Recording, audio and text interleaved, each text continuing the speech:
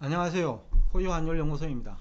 오늘은 미국 증시와 신흥국 증시, 한국도 포함입니다. 왜 디카플링 되느냐, 왜 차별화가 되느냐, 그 이유에 대해서 얘기하고자 합니다. 요즘 그 공영방송 등을 들어보면 유튜브 공간에서 활동하시는 분들 대부분이 뭐 부러운 반, 또 아니면 안타까운 반, 뭐 이런 측면에서 왜 미국 정시와 한국 정시가 차별화되냐 라는 데 대해서 관심도 많은 것 같고, 또 한편으로는 지금까지 한국 주식, 이상한 주식 추천한 그 분들은 미안한 것도 있을 거고요.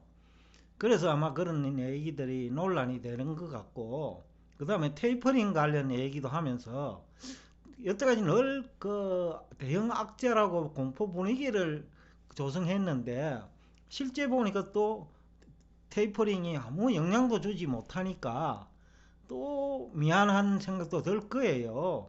원래부터 그거는 별거 아닌데 엄청난 그 재료인 것처럼 또 접근을 한 것 같고, 기준금리도 마찬가지입니다.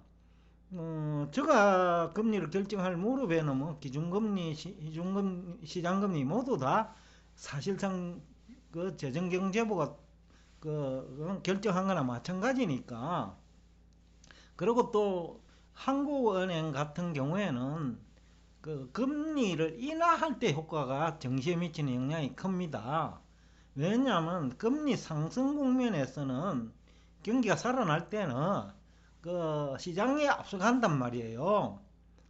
근데 이제 경기 불안 국면에서는 중앙은행이 그 만들어낼 수 있는 재료가 어떻게 보면 가장 큰 재료이고, 또 유동성 공급까지 하면, 그러니까 이제 아주 매력적이지만은 경기 회복 단계에서는 중앙은행의 역할도 또 크지 않거든요.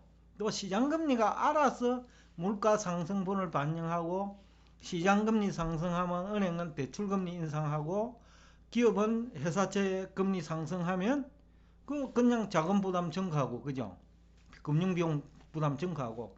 그렇기 때문에 너무 그것을 민감하게 반응할 필요도 없는데, 기준금리 얘기를 하면서 또 그 공포 분위기라 하면 공포 분위기죠. 제가 볼 적에는 그 공포 분위기라고 봅니다. 마치 기준금리를 인상하면 엄청난 또 일이 벌어지는 것처럼, 또 물가가 안정될 것처럼, 시장금리가 높아 가지고 이미 유동성도 조절하고, 그죠?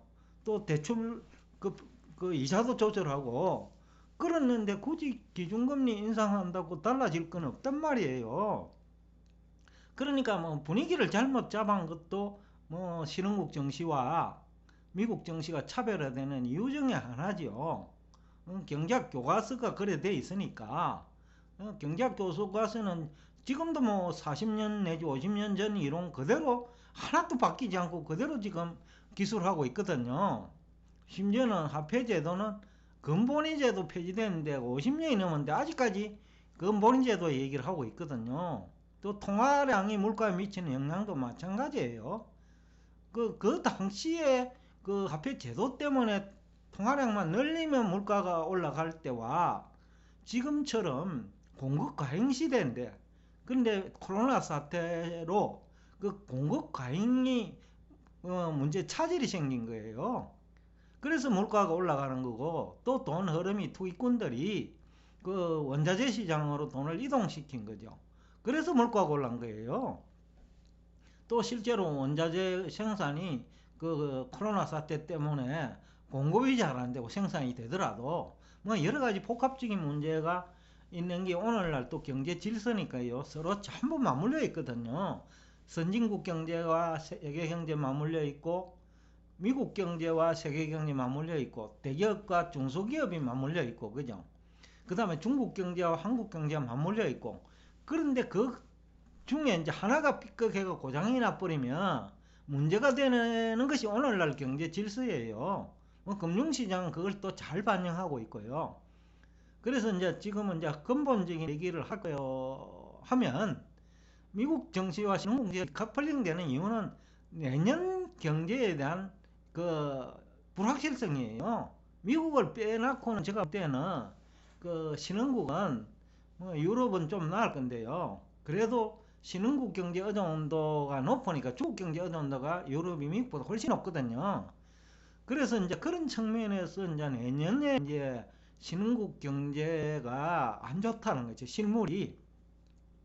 그러니까 이제 나머지 신흥국도 뭐 실물이 안 좋으면 결국은 금융도 안 좋으니까요. 그것을 반영하고 있다. 더군다나 대부분의 국가에서 외국인 투자자들에게 그 자본시장을 개방해 놓고 있으니까 외국인 투자자들 영향력이 크잖아요. 그러니까 이분들은 지금 포유 환율 연구소 접근하는 데하고 똑같아요. 그 분석을 제대로 해가지고 신흥국에 투자할 것인지 미국에 투자할 것인지 일본에 투자할 것인지 정한단 말이에요. 그 참고로 우리나라에는 그 스트레지스트라 하는 전략가라 하는 게 없는데, 근데 미국에는 그 전략가들이 아예 자원 배분을 신흥국 자원 배분을 줄여버립니다. 펀드도 신흥국에만 투자하는 펀드도 있고 신흥국도 투자할 수 있고 선진국도 투자할 수 있는 펀드가 있거든요. 펀드 안에서도. 그런 펀드는 신흥국 투자를 꺼리지요. 스트레지스트가 그걸 못하게 하죠. 그러니까 돈줄을 막아버린단 말이죠. 그러니까 신흥국 증시가 이제 수급 측면에서도 뭐 어쩔 수가 없고, 그래서 외국인 투자자들이 팔고 나가는 또 다른 이유지요. 근본적인 이유는 내년 신흥국 경제에 대한 불확실성으로 보지만은 돈줄도 끊는다는 거죠. 거기 전략가가. 그러니까 이제 어쩔 수 없이 팔 수밖에 없는 거지요. 그러니까 이제 그런 측면도 있는데, 그러니까 그거 모두 다가 결국은 신흥국 실물 경제에 연결되어 있는 거예요. 그 중심에는 중국 경제가 있는 거예요. 부동산 중심으로 고속 성장을 하다가 어느 날 갑자기 그 딜레마 빠진 거예요. 그 흥다 사건이 터지고, 물론 그러면 시진핑 정부가 부동산 규제를 하게 된 배경은 뭐냐? 그거는 이제 공산주의 철학 아닙니까? 모두 같이 잘 살아야 되는데 소수만 잘 사는 구조가 되니 이제 공산주의 시스템이 고장나버린 거예요. 사회주의 시스템이 고장나니까 그걸 복원시키려고 하니 문제가 생긴 거죠. 또 그것을 그 복원시켜야 사회주의 그 정책을 계속 유지할 수 있는 거고.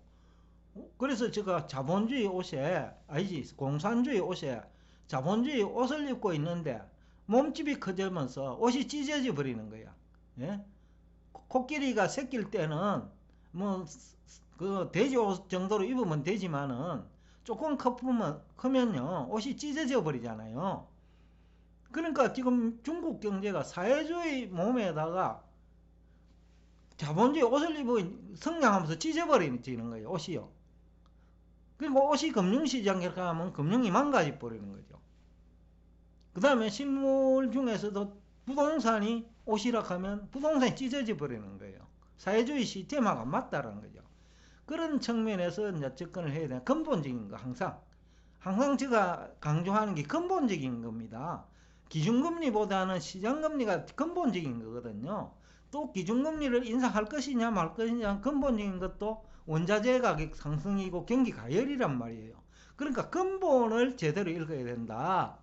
그 측면에서 이제 포유 환율 연구소와 다른 패널들의 의견차가 극명하게 엇갈리는 거예요. 벌써 거의 뭐 1년째 엇갈리는잖아요. 뭐 똑같이 경제학을 전공하고 경제학을 공부를 많이 한 사람, 물론 이제 그 경험치는 다르지요. 정책도 해봤고 실무에도 해봤고 그 다음에 투자분석 팀장도 해봤고, 그런 차이는 클 거예요. 근데 그럼에도 불구하고 의견차가 그렇게 클 줄은 저는 몰랐어요. 일단은 이제 신흥국은 또 다른 또 이유가 있어요.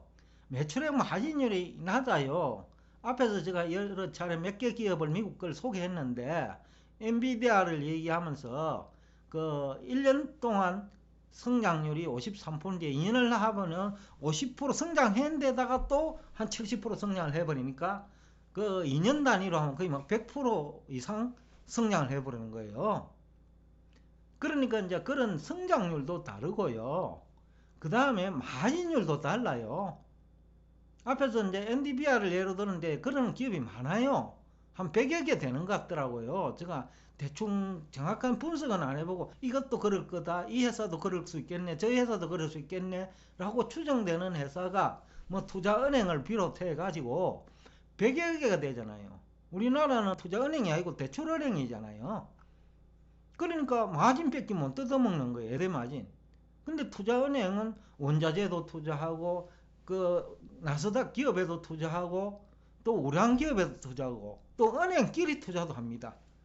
그러니까 골드만삭스는 그 모건스탠리 은행에 투자하는 거예요. 그러니까 그런 투자 문화가 발달되어 있다라는 거죠. 그러다 보니까 이익을 만들어내는 거죠. 성장은 잘 안 일어나도 성장률은 낮은데 GDP 성장률에 들어가지 않는 부가가치 창출액이 미국은 다른 나라보다 유독 크다는 거예요. 왜냐하면 금융산업이 발달되어 있기 때문에. 우리도 마찬가지죠. 여러분들이 월급을 받아갖고 소비를 해야 거기 GDP 성장에 기여하잖아요. 월급을 받아가 저축해보면 아무 소용이 없잖아요. 근데 미국의 투자은행들이 돈을 벌면 소득을 가지고 계속해서 뭐 월급 주는 거 외에는 저축 내지는 세이빙이 된단 말이에요. 그러나 영업실적은 증가한다는 거예요. 그래서 제가 GDP를 가지고 적정주가 얘기하면 안 된다는 얘기를 자꾸 강조하는 거예요. 그것도 1년 GDP를 가지고 한 몇 년을 해야 저축된 것이 소비로 전환도 되고 그러잖아요. 그러니까 그런 것이 필요하다. 주가 결정 원리를 잘 모른다 라는 얘기를 하는 이유예요. 그러니까 이제 마진율도 낮고 또 신흥국은 외채도 많아요. 또 외채가 많으면 금리 올라가면 외채금리도 올라가거든요. 그러면 환율까지 올라버리면 이중 삼중으로 문제 생기는 거예요. 그러다가 자국 통합 표시 부채도 엄청 증가했거든요. 중국 같은 경우에. 그러니까 중국의 그 기업 부채가 거의 뭐 200% 육박하잖아요. 그것도 GDP를 다국적 기업이 창출한 GDP까지 포함해서 그렇다는 거죠. 그럼 순수 중국 기업이 그 창출한 GDP를 가지고 하면 막 250 내지 300% 되는 거예요. 그런데 매출액 마진율은 얼마 안 되고 그러다 보니까 주가가 조금만 올라도 PER 하는 거 주가 수익률이 60배, 50배 올라가 버리는 거죠. 근데 미국 기업은 이익이 자꾸 생기니까 오히려 주가 올라도 그 PR이 그래 높지 않은 거예요. 바로 주가 결정 원리가 그런 거라는 거거든요. 그러니까 주가 결정 원리에 대한 이해가 부족하면 미국 정신이 오르는데 왜 한국 정신은 안 오르느냐라는 핑계아인이 불만이 되어버린다는 거죠. 주가 결정 원리상 미국은 오르게 돼 있고 신흥국은 오르는 게 비정상적인 구조가 지금 돼 있다는 거죠. 또 소비자 물가 상승률, 시장금리도 마찬가지예요. 미국은 소득 수준이 높잖아요. 그런데 신흥국은 소득 수준이 낮은데 물가 상승률은 높잖아요. 그러니까 감당하기 어렵다는 거예요. 신흥국들은. 그러니까 소비도 기대하기 어렵죠. 그러니까 성장률이 둔화되겠죠. 그런 문제 있다는 거예요. 그러니까 또 빈부의 격차도 심하잖아요. 지니기의 수를 제가 얘기했는데 원래 이제 그 전통 경제학자들 보면 지니기의 수가 4배만 돼도 폭동이 일어난다고 했어요. 옛날에 다 못 살 때니까. 지금처럼 빈부격차가 심하지 않을 때는 그런 4만 돼도 0.4만 돼도 이게 사회 불안을 야기할 정도로 했는데 중국은 그것이 0.6을 넘어버렸단 말이에요. 그러니까 경제학자들 논리대로만 폭동이 여러 번 일어나야 되죠. 그러니까 또 사회주의를 유지하는지도 모르긴 하지만은 그 폭동 진압용어로서는 그 사회주의가 좋잖아요. 그래서 그것 때문에라도 시진핑 정부는 사회주의 노선을 강화할 수밖에 없죠.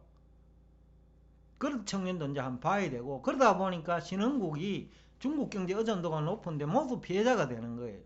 또 코로나 사태 대응도 뭐 브라질, 뭐 남미, 아프리카 다 대응 못하고 있잖아요. 한국은 그런 부분에서는 선진국이에요. 선진국. 근데 이제 한국은 다른 문제가 있다는 거죠. 부동산 시장의 불확실성 증가. 이거 뭐 중국도 그 문제가 생겼지만은 미국도 지금 그 부동산 시장에서 조금 그 경고 오면 여러 곳에서 감지되거든요. 그러니까 세계적으로 부동산 시장 불확실성이 증가된다. 그리고 기준금리는 의미가 없고 앞으로는 고객별 금리예요. 시장금리 플러스 가상금리예요. 그게 흔히들 얘기는 실질금리라고요. 경제학 교과서에서 명목금리에서 물가를 뺀 게 실질금리가 아니고 그건 탁상 이론이에요. 실질금리는 내가 부담하는 거예요. 그렇잖아요. 언어의 정의상 그렇다는 거죠. 그것도 학자들이 왜곡시켜 놨다. 실질금리는 내가 얼마나 부채 상환 능력이 있는지 없는지까지 반영된 금리 아니겠어요? 그렇게 봐야 된다. 근데 우리 한국 경제 패널들 정권 전문가 그거 외워가지고 마치 앵무새처럼 그냥 교과서 암기해갖고 시청자한테 전달하는 그 역할밖에 못한다는 그런 것들이 아마 선진국과 신흥국 정시의 디카플링 이유 중에 하나예요. 그 다음에 이제 화폐 유통 속도는 선진국보다는 경기 불안 국면에서 신흥국이 더 낮아요.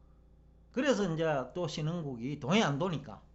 그거하고 또 정권 전문가들의 행태, 투자자들의 행태도 제가 여러 번 지적했습니다만은 정권 시장 내에서 거래 대금이 1년 중 최저치로 떨어졌잖아요. 제가 방송 시작하면서 그 얘기를 했을 거예요. 예탁금 의미가 없다. 결국 정권 시장 내에서 화폐가 잘 돌아야 된다, 돈이. 그게 거래 대금으로 나타난다는 거예요. 그 거래 대금이 전부 다 돈이 주식에 물려버리는데 어떻게 그 거래 대금이 증가합니까? 그런 것들은 누가 만들었냐? 그거는 정권 전문가들, 그 다음에 공영방송, 그 다음에 유명 유튜브 공간에 채널에 출연하는 패널들이 만드는 거라는 거죠. 그래서 이게 경제 전문가 및 정권 전문가 능력 때문에도 신흥국 정신은 안 된다. 이분들이 주가 결정 원리 모르잖아요. 지금까지 들어보면 이게 주가 결정 원리예요. 지금 제가 얘기한 것이. 그 다음에 화폐에 대한 이해도 부족해갖고 테이퍼링을 마치 중앙은행이 돈을 찍어내는 거로 착각했다는 거죠. 근데 그거 중단하면 큰일 나지요. 만약에 그렇다고 하면 큰일 나는 거죠. 근데 실제는 그렇지 않기 때문에 큰일 나지 않는 거예요. 그러니까 이 화폐에 대한 이해도 부족하고 주가 결정 원리에 대한 이해도 부족하고 그래서 신흥국과 선진국의 그 주가 양극화 현상이 나타나는 거예요. 정부 정책도 마찬가지고 금융회사들도 그 부동산 담보대출 외에는 할 줄 아는 게 없어요. 그러니까 미국 은행 주식들은 펄펄 날아가는데 우리는 겨우 조금 오르는 거예요. 미국은 지금 은행들이 1년간 100% 올랐잖아요. 주가가. 투자은행이 때문에 가능해요. 하여튼 오늘도 장황하게 얘기했는데 미국 증시와 신흥국 증시가 왜 차별화되느냐 라는 얘기를 가지고 얘기를 했습니다. 뭐 여러분들이 다 아실 수 있는 얘기니까 오늘 뭐 정리한다는 차원에서 제가 얘기를 드렸습니다. 오늘도 끝까지 경청해 주셔서 대단히 감사합니다.